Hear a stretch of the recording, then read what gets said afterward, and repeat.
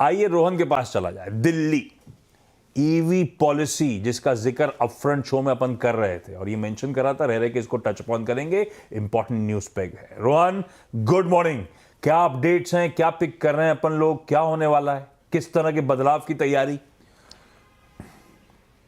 जी good morning. ये जो policy है इसे स्मैक पॉलिसी कहते हैं और सरकार ने ये पॉलिसी बनाई ही है उन कंपनियों के लिए जो प्रीमियम इलेक्ट्रिक व्हीकल्स बनाते हैं, ग्लोबल मैन्युफैक्चरर्स हैं। सरकार चाहती है कि वो भारत में आए, मैन्युफैक्चरिंग का कमिटमेंट दे और शुरुआत के कुछ सालों में जो इंपोर्ट ड्यूटी है उसमें थोड़ी छूट पा जाए। शर्त यह है कि अगर कोई कंपनी, टेस्ला जैसी कोई कंपनी है, वो अगर भारत में निवेश का कमिटमेंट करती है कि कम से कम वो $500 बिलियन निवेश करने जा रहे हैं, तो उन्हें शुरुआत में 5 साल तक हर साल 8,000 यानी 5 साल में लगभग 40,000 गाड़ियों में इंपोर्ट की छूट मिलेगी, इंपोर्ट ड्यूटी पे छूट मिलेगी 15% के कंसेशनल रेट पे। जो अभी 100% से भी ज्यादा आप देख सकते हैं, वो 15% पे वो इंपोर्ट कर पाएंगी। तो जो कंपनियां कह रही हैं कि वो भारत में मार्केट कितना है वो चेक करना चाहती हैं कमिटमेंट से पहले, तो ये उनकी प्रॉब्लम्स को सॉल्व कर रहा है। हाँ, पिछले कुछ महीनों में इसे कई सारे स्टेक होल्डर कंसल्टेशन हुए हैं इसको लेकर और कुछ थोड़े मोड़े बदलाव भी सरकार कर रही है। मसलन की अगर कोई किसी कंपनी का एग्जिस्टिंग यहाँ पे मैन्युफैक्चरिंग प्लांट है, वो अलग ईवी असेंबली लाइन लगाना चाहती है, तो उसे भी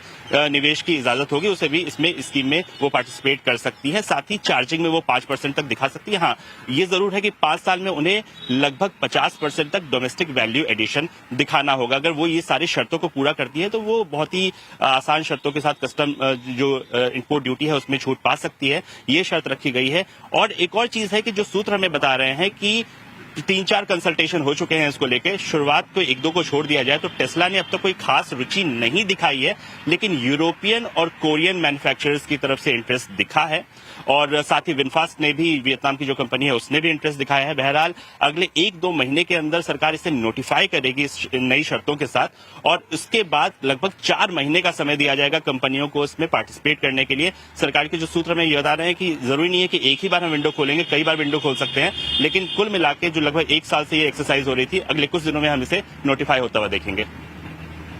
इंटरेस्टिंग है। तैयारी तो खैर टेस्ला की हो रही है, लेकिन टेस्ला ज़्यादा एक्साइटिंग नहीं दिख रही है, एक्साइटेड नहीं दिख रही है। बाकी पीयर्स उसके ग्लोबल एक्साइटेड है इस पॉलिसी को लेकर। रोहानी है, फिर वो जो कौन सी होती है वो बिना ड्राइवर वाली गाड़ी भी लेके आ जाएगा टेस्ला? क्या ऑटोनोमस सेल्फ ड्रिवन?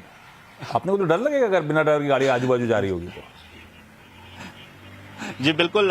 टेस्ला जो हालांकि भारत सरकार का स्टैंड है इसको लेकर बहुत क्लियर है। नितिन गडकरी जो सड़क परिवहन मंत्री हैं, उन्होंने कई बार कहा है कि भारत फिलहाल तैयार नहीं है ऑटोनोमस गाड़ियों के लिए, उसके लिए थोड़ा समय लग सकता है। लेकिन हाँ, प्रीमियम इलेक्ट्रिक गाड़ियां अगर लाती है, उसके लिए अगर सरकार कोई सपोर्ट करती है तो आगे उसका रास्ता हम जरूर देख सकते हैं, पायलट प्रोजेक्ट के रूप में ही सही या कुछ खास एरियाज में जहां कंट्रोल एनवायरमेंट हो, आप ऑटोनोमस गाड़ियां देख पाएंगे। भूत आ गया। नहीं, गाड़ियां ऐसी चल रही होती तो अपन तो ऐसे डर जाते घर में।